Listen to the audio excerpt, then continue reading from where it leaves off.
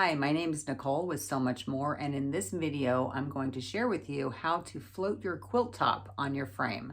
Let's get started.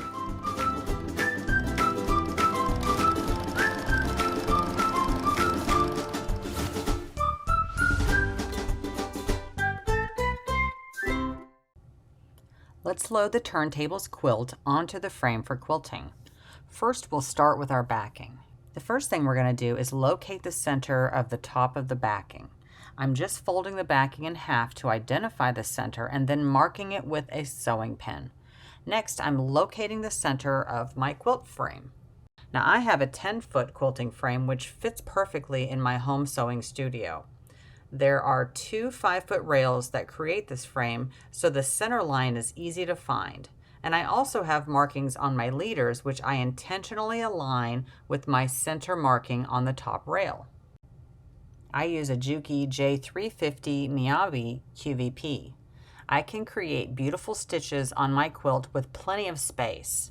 With this system, I have 18 inches of horizontal throat space between the arm of the machine and the needle, and a 10-inch height, unlike most long arm quilting machines, which only provide 8 inches height or less.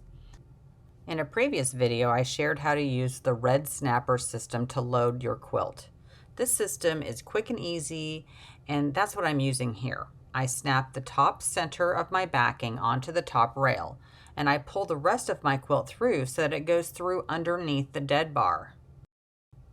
Using the turning wheel on the frame, I advance my quilt so that the bottom of my backing is easily accessible to my backing rail. Again, I'm locating the center of my backing, and this time on the bottom. I repeat the same process by aligning and snapping the bottom of the backing to the backing rail. For this quilt, I'm using only solid fabrics from Paintbrush Studio. This line of fabric is called Painter's Palette, and it's my favorite solid fabric because of the quality, color consistency, and the high thread count. I highly recommend you try this brand of solid fabrics. Now, the color that I'm using is called Honey, and it's really going to complement the front of the quilt. Once I get the top of the backing and the bottom of the backing attached to the rails, I move the backing back to its starting position. Now it's time to load the batting. This particular batting is called Elegant Blend by Stitch in Time. A Stitch in Time Elegant Blend 80-20, which is 80% cotton and 20% polyester, is a premium blend batting. It's designed by quilters for quilters.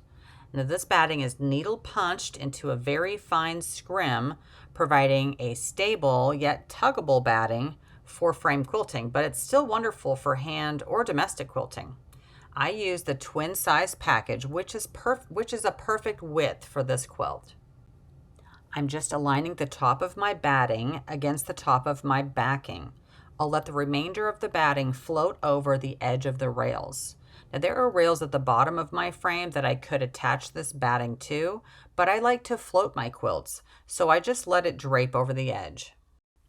I'm using my side clamps to attach each side of my quilt. This helps to create an even quilting surface. I'm also going to float my quilt top, and this is just a personal preference. Many people like to attach the bottom of the top to the rail system, but I just like to float my tops. So once I align my batting and my quilt top, I'm going to do some large basting stitches with my long arm. My Juki J350 has a basting function, which helps me make sure that my quilt stays put during the entire quilting process.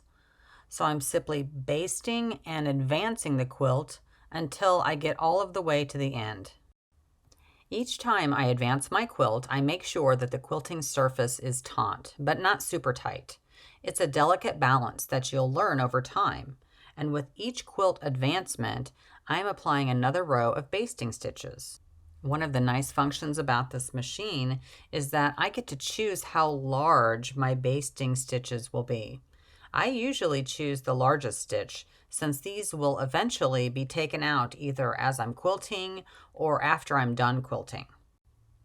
I find it helpful to use a contrasting thread for basting. It makes it really easy to identify what needs to be removed. I like to trim off the excess batting, and I don't trim too close to the edge of the quilt because you might need that little extra room when you finally get to the end of the quilt. I just don't want all of the excess rolled up on my rail, so I just trim it off. Once I have this quilt basted, then I'll move the quilt back to the starting point and prepare my machine for the edge-to-edge design that I have chosen. Now you can't see the top of my machine in this video, but I also have the quilting automation package on my machine. This package is called Quilter's Creative Touch 5 or QCT5. Be sure to subscribe to my YouTube channel so that you can catch my next video where I share how I quilt this quilt using QCT5. Thanks so much for watching. I hope you enjoyed this video. For more information about this quilting system, head over to my website. It's linked below this video. Bye for now.